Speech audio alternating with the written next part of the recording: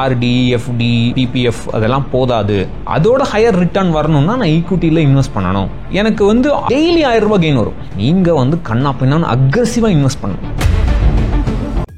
உங்க ஒவ்வொரு ட்ரிப்பையும் sweet memories ஆக்க கிராண்ட் ராயல் டூர்ஸ்க்கு வாங்க. ரோமியோ பிக்சர்ஸ் தயாரிப்பில் சிவா நடிப்பில் ராம் இயக்கத்தில் பறந்து போ வெற்றி நடை போடுகிறது.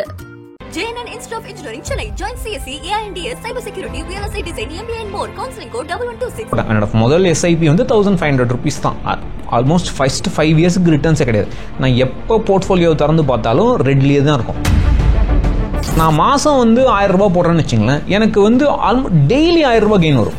என்னாலே நம்ப முடியல என்னுடைய போர்ட்ஃபோலியோ வேல்யூ. நான் திருப்பி யூனிட்ஸ் பிளேஸ், டென்ஸ் பிளேஸ் அதெல்லாம் பார்த்து செக் பண்ணி என்னுடைய போர்ட்ஃபோலியோ வேல்யூ தான் கரெக்டாக, டிஜிட் கரெக்டாக இருக்கான்னு பார்க்குற அளவுக்கு கூரையை பிச்சுட்டு கெயின்ஸ் வந்து வருஷம் என்னுடைய இன்வெஸ்டிங் அமௌண்ட் பார்த்தீங்கன்னா, அதாவது ஒரு வருஷம் 1000 ரூபாய் இன்வெஸ்ட் பண்ணுறேன் மாதம், அடுத்த வருஷம் எவ்வளோ இன்வெஸ்ட் பண்ணுறேன், இன்க்ரீஸ் பண்ணியிருக்கேன். அந்த இன்க்ரீஸை மட்டும் நீங்கள் கால்குலேட் பண்ணிங்கன்னா ஆல்மோஸ்ட் 20 to 25% வந்துடும்.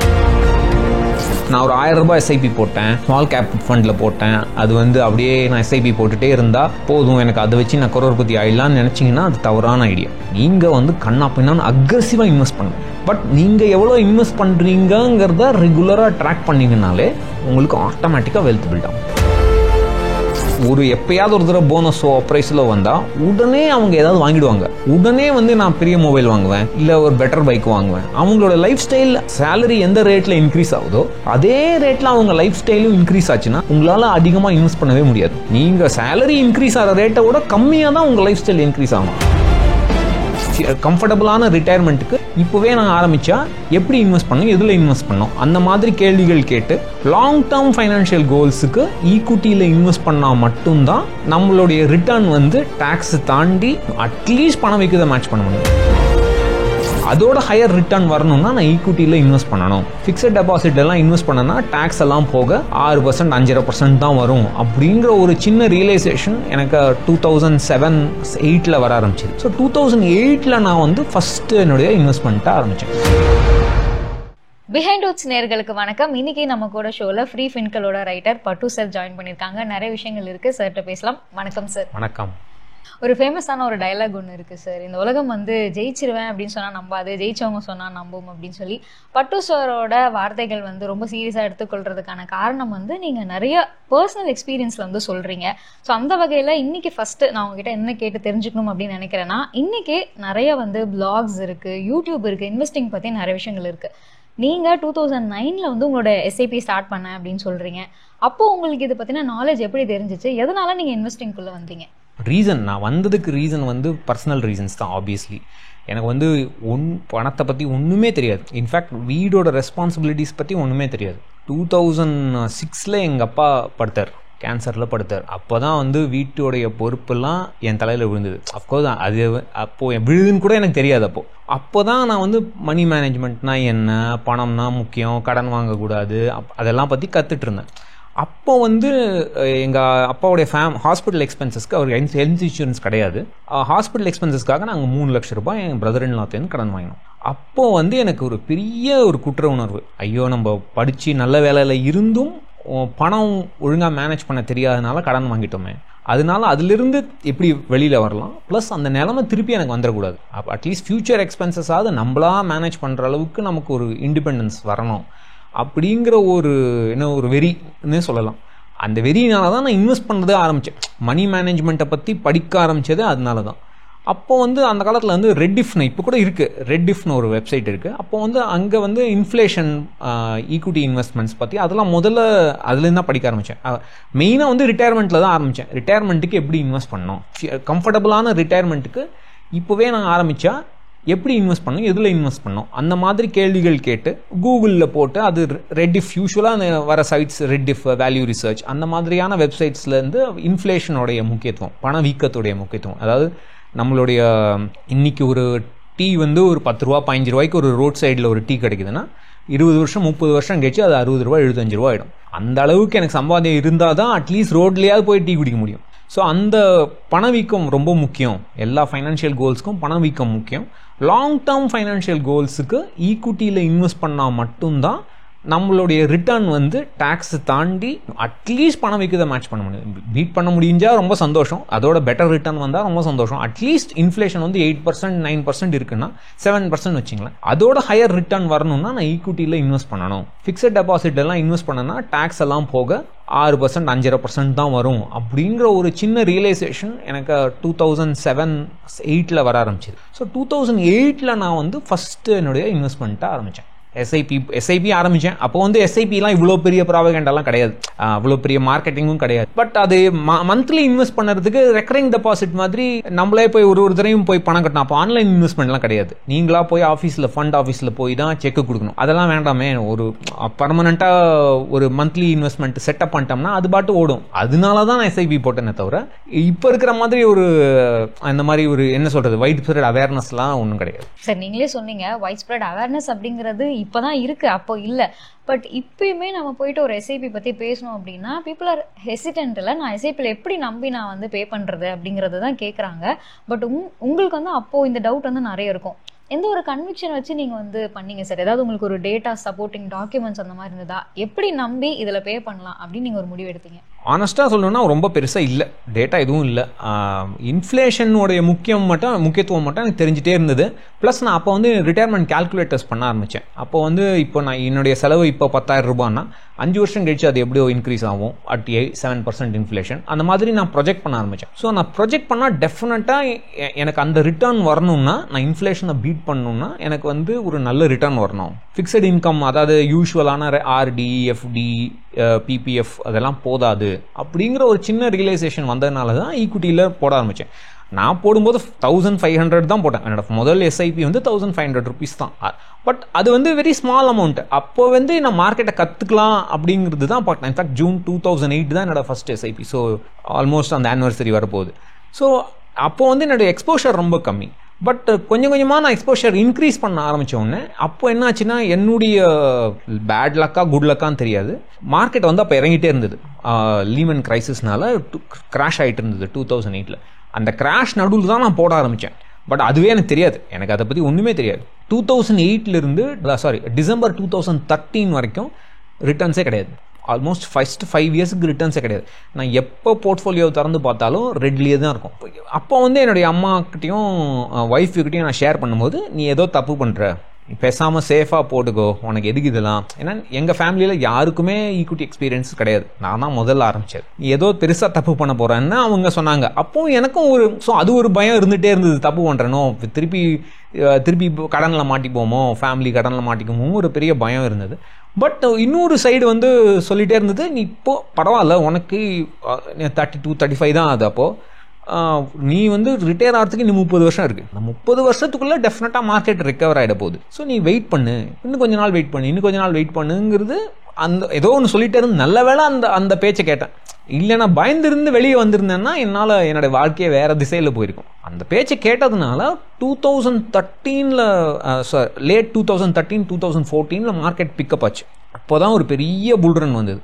அந்த புல்ரனில் நான் வந்து டெய்லி நான் மாதம் வந்து 1000 ரூபா போடுறேன்னு வச்சுங்களேன், எனக்கு வந்து டெய்லி 1000 ரூபா கெயின் வரும். அதாவது ஒரு இது எக்ஸாம்பிளுக்கு சொல்கிறேன், என்னாலேயே நம்ப முடியல என்னுடைய போர்ட்ஃபோலியோ வேல்யூ. நான் திருப்பி யூனிட்ஸ் பிளேஸ், டென்ஸ் பிளேஸ் அதெல்லாம் பார்த்து செக் பண்ணி என்னுடைய போர்ட்ஃபோலியோ வேல்யூ தான் கரெக்டாக, டிஜிட் கரெக்டாக இருக்கான்னு பார்க்குற அளவுக்கு கூரையை பிச்சுட்டு கெயின்ஸ் வந்தது. அது வாழ்க்கையே மாற்றின ஒரு தருணம். அதாவது ஒரு சாதாரண ஒரு மிடில் கிளாஸ் ஃபேமிலி, 20 தேதியானா அடுத்த மாதம் சம்பளத்தை எதிர்பார்க்குற ஒரு ஃபேமிலியில் தான் நான் வாழ்க்கை ஃபுல்லாக இருந்தது. அப்போலேருந்து என்னுடைய கிளாஸே, ஒரு லைஃப் ஸ்டைலே மாறின அது தருணம் அதுதான். அப்போ தான் எனக்கு இந்த ஈக்விட்டியுடைய ஓகே இதுதான் இம்பார்ட்டன்ஸு, இன்னும் இன்வெஸ்ட் பண்ணோம் போதாது, இன்னும் நமக்கு கான்க்ரீட்டாக வெல்த்தை பில்ட் பண்ணோம்னா இன்னும் ரெகுலராக இன்வெஸ்ட் பண்ணணுங்கிற ஒரு ரியலைசேஷன் வந்தது. சரி, இப்போ இருக்கக்கூடிய ஒரு பெரிய மிஸ்கன்செப்ஷன் என்ன அப்படின்னு பார்த்தீங்கன்னா, நீங்கள் அதை கரெக்டாக அட்ரஸ் பண்ணியிருந்தீங்க. நம்ம ஒரு 2000 அப்படிங்கிற ஒரு எஸ்ஐபி ஸ்டார்ட் பண்ணுறோம் அப்படின்னா கடைசி வரைக்கும் அந்த 2000 போட்டால் போதும், எனக்கு வந்து க்ரோர்ஸில் வந்து ரிட்டர்ன்ஸ் வந்துடும் அப்படிங்கிறது. ஸோ பட்டு சார் இனிஷியலாக எவ்வளோ ஸ்டார்ட் பண்ணாங்க அண்ட் ஓவர் த பீரியட் எவ்வளோ அமௌண்ட் வந்து அவங்க இன்க்ரீஸ் பண்ணாங்க? அதான் 1500 தான் நான் ஆரம்பித்தது. எவ்வளோ இன்க்ரீஸ் பண்ணேன்னு எனக்கு ஞாபகம் இல்லை இப்போது. ஆனால் இப்போ வந்து என்னுடைய போர்ட்ஃபோலியோ ரிட்டர்ன்ஸ் பார்த்தீங்கன்னா ஜூன் 2008 மே 2025 வரைக்கும் என்னுடைய ஈக்விட்டி பார்ட் மொத்தம் ஒரு 16% ரிட்டர்ன் வந்திருக்கும், 16% ரிட்டர்ன் வந்திருக்கும். என்னுடைய ஃபுல் போர்ட்ஃபோலியோ எடுத்துட்டிங்கன்னா என்பிஎஸ் எல்லாத்தையும் சேர்த்து பார்த்தீங்கன்னா எக்ஸப்ட் ஒரு சின்ன கேஷ் அமௌண்ட்டு பிபிஎஃப்லாம் எக்ஸ்க்ளூட் பண்ணி 90% ஆஃப் மை போர்ட்ஃபோலியோட ரிட்டர்ன் வந்து 13%. அதாவது ஈக்விட்டி ஃபிக்ஸட் இன்கம் எல்லாத்தையும் சேர்த்து 13.5% கிட்ட வரும் ரிட்டர்ன். பட் நான் ஓவர் த இயர்ஸ் வருஷம் என்னுடைய இன்வெஸ்டிங் அமௌண்ட் பார்த்தீங்கன்னா, அதாவது ஒரு வருஷம் 1000 ரூபாய் இன்வெஸ்ட் பண்ணுறேன் மாதம், அடுத்த வருஷம் எவ்வளோ இன்வெஸ்ட் பண்ணுறேன், இன்க்ரீஸ் பண்ணியிருக்கேன். அந்த இன்க்ரீஸை மட்டும் நீங்கள் கால்குலேட் பண்ணிங்கன்னா ஆல்மோஸ்ட் 20 to 25% வந்துடும். ஸோ எப்போ பார்த்தீங்கன்னாலும் என்னுடைய ரிட்டர்னை விட நான் எவ்வளோ இன்வெஸ்ட் பண்ணுறேன் அந்த இன்க்ரீஸ் பண்ணுற அமௌண்ட் வந்து ரிட்டர்ன், அந்த ரேட் ஆஃப் இன்க்ரீஸ் வந்து ஜாஸ்தியாகவே இருந்துட்டு இருக்கும். என்ன கேட்டிங்கன்னா அதுதான் வெல்த் பில்டர். உனக்கு பணம் இருந்தால்தான் நீ பணம் பண்ண முடியும் அப்படிங்கிற ஒரு சேயிங்கே இருக்குது, ட்ரேடிங்கில் சொல்லுவாங்க. ஸோ நீங்கள் வந்து நான் ஒரு 1000 ரூபாய் எஸ்ஐபி போட்டேன், ஸ்மால் கேப் ஃபண்டில் போட்டேன், அது வந்து அப்படியே நான் எஸ்ஐபி போட்டுகிட்டே இருந்தால் போதும் எனக்கு அதை வச்சு நான் கரோர்பதி ஆயிடலான்னு நினச்சிங்கன்னா அது தவறான ஐடியா. நீங்கள் வந்து கண்ணா பின்னான்னு அக்ரெசிவாக இன்வெஸ்ட் பண்ணணும். அஃப்கோர்ஸ் அசட் அலோகேஷனில், அதாவது நீங்கள் 50% 60% ஈக்விட்டி, மீதி வந்து ஃபிக்ஸட் இன்கம். இதுதான் என்னுடைய அசட் அலோகேஷன். நான் இப்போ யங்ஸ்டர், எனக்கு இன்னும் ரிட்டையர்மெண்ட்டுக்கு டைம் இருக்குது, அந்த மாதிரியான சுச்சுவேஷனில் நீங்கள் இருந்தீங்கன்னா அக்ரெசிவாக இன்வெஸ்ட் பண்ணணும். இந்த மாதம் 1000 ரூபா போட்டிங்கன்னா அடுத்த மாதம் அதோட 1000 இன்வெஸ்ட் பண்ண முடியுமான்னு பார்க்கணும். அதனால தான் நான் எல்லாருக்கிட்டையும் எஸ்ஐபி போடாதீங்கன்னு சொல்லுவேன். ஏன்னா இந்த எஸ்ஐபியில் என்ன ப்ராப்ளம்னா, நான் எஸ்ஐபி ஆரம்பிச்சிட்டேன்ப்பா, என்னுடைய வேலை முடிஞ்சுது, அது பாட்டுக்கு இன்வெஸ்ட் பண்ணிக்கோ அப்படின்னு சொல்லி விட்டுருவாங்க. அவங்க பாட்டு ஜாலியாக செலவழிக்க ஆரம்பிங்க. நானும் சொல்கிறேன், நீங்கள் எஸ்ஐபி போடாதீங்க. மேனுவலாக 1 நிமிஷம் தான் ஆகும், 1 மந்த்துக்கு 1 மினிட் ஆகும் இன்வெஸ்ட் பண்ணுறதுக்கு. ஸோ நீங்கள் அந்த 1 மினிட்டை ஸ்பெண்ட் பண்ணி இந்த மாதம் 1000 ரூபா, next month 1500 rupees or whatever. சில மாதங்களில் பண்ண முடியாமல் போகும் பிகாஸ் ஆஃப் பர்சனல் எக்ஸ்பென்சஸ், அதெல்லாம் பரவாயில்ல. ஆனால் திருப்பி அதை ட்ராக் பண்ணி இந்த மாதம் நான் போடலை, அதை நான் அடுத்த வருஷமோ இல்லை எப்போ முடியுதோ அதை காம்பன்சேட் பண்ணணும். அந்த மாதிரி ரெகுலராக நீங்கள் ஏதாவது என்ன பண்ணுவாங்கன்னா, லஞ்ச் டைம் ஆனால் எல்லோரும் வந்து ஆப் எடுத்து ஸ்டாக் மார்க்கெட் என்ன பண்ணிடுச்சின்னு பார்ப்பாங்க. அதை பார்க்காதீங்க. ஏன்னா மார்க்கெட் வந்து மேலே ஏறும் கீழே போகும், நம்ம கையில் இல்லவே இல்லை அது. பட் நீங்கள் எவ்வளோ இன்வெஸ்ட் பண்ணுறீங்கிறத ரெகுலராக ட்ராக் பண்ணிங்கனாலே உங்களுக்கு ஆட்டோமேட்டிக்காக வெல்த் பில்ட் ஆகும். ஸோ அதுதான் very very important idea. Sir, இந்த கொஸ்டின் நான் வச்சதுக்கான பர்டிகுலர் காரணம் வந்து ரீசெண்ட் ஒரு டேட்டா படிச்சிருந்தேன். ஒரு டெக்கி வந்து ஒரு 1000 2000 அப்படி சிப் ஸ்டார்ட் பண்ணுறாங்க. அப்படியே கொஞ்சம் கொஞ்சமாக அவங்க வந்து உங்களை மாதிரி ரிட்டர்ன்ஸ் வந்து பார்த்துட்டு இன்க்ரீஸ் பண்ணுறாங்க. பர் மந்த் வந்து 71K வந்து அவங்க வந்து எஸ்ஐபி பண்ணுறாங்க. ஸோ இப்போ நம்ம இதை வந்து கேட்கும்போது ஆடியன்ஸ் சைட்லேருந்து என்ன இருக்குன்னா, இவ்வளோ அமௌண்ட்லாம் வந்து பண்ணலாமா, ஒரு நம்பிக்கை வந்து எஸ்ஐபி மேலே கொடுக்குமா அப்படின்னு இருக்குது. நீங்கள் பர்சனல் கேஸ் ஸ்டடிஸ் நிறைய பார்த்துருப்பீங்களா சார், எவ்வளோ வரைக்கும் எஸ்ஐபியில் பண்ணலாம்? அதாவது ஃபஸ்ட்டு வந்து எப்போவுமே ஈக்விட்டி எக்ஸ்பீரியன்ஸே இல்லாதவங்க, அதாவது ஃபேமிலியில் பிரதர் சிஸ்டர் அப்பா அம்மாவுக்கு முன்னாடி ஈக்விட்டி எக்ஸ்பீரியன்ஸ் இல்லைன்னா, நான் தான் ஃபஸ்ட்டு நான் ஆரம்பிக்க போகிறேன்னா, அது நிறைய ஃபேமிலிஸ் இருக்காங்க அந்த மாதிரி, சின்னதாக ஆரம்பிக்கிறது பெட்டர். 500 rupees 1000 rupees எஸ்ஐபியோ இல்லை மேனுவல் இன்வெஸ்ட்மெண்ட்டோ ஆரம்பிக்கிறது பெட்டர்.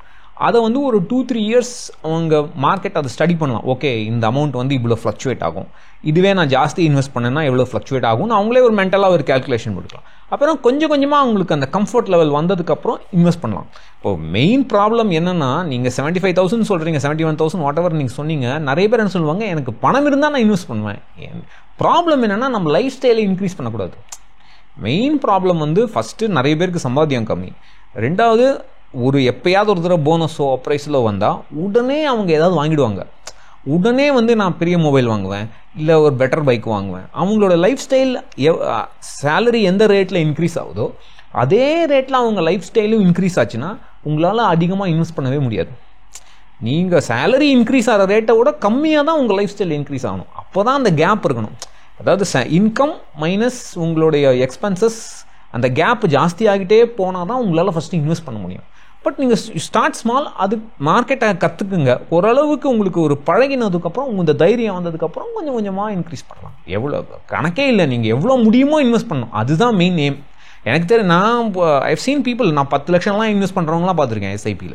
அஃப்கோர்ஸ் 1 கோடி ரூபாய் எஸ்ஐபி பண்ணுறவங்களும் இருக்காங்க சில பேர். பட் அவங்கெல்லாம் வந்து சம்பாத்தியம் ஜாஸ்தி. பட் நான் ஆர்டினரி பீப்புளுக்கு நான் சொல்கிறேன், அவங்களால வந்து அவ்வளோ பெரிய எஸ்ஐபிலாம் போட முடியாது. அவங்களுடைய ஏன்னா ரெண்ட், எஸ்பெஷலி ரெண்ட் கட்டுறவங்கனால மேஜர் சங்க் ரெண்ட்டில் போய்டும்.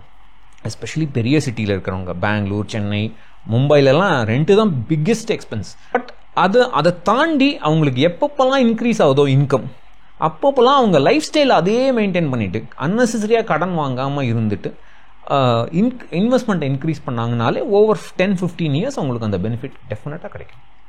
சார் நீங்கள் சொல்கிறதுலேருந்து நான் என்ன புரிஞ்சுக்கிறேன் அப்படின்னா எமர்ஜென்சி ஃபண்ட்ஸ், இன்சூரன்ஸ் அதெல்லாம் ரெடி பண்ணிவிட்டு அதுக்கப்புறமா இன்வெஸ்ட்மெண்ட்டுக்குள்ளே போகலாம் அப்படின்னு.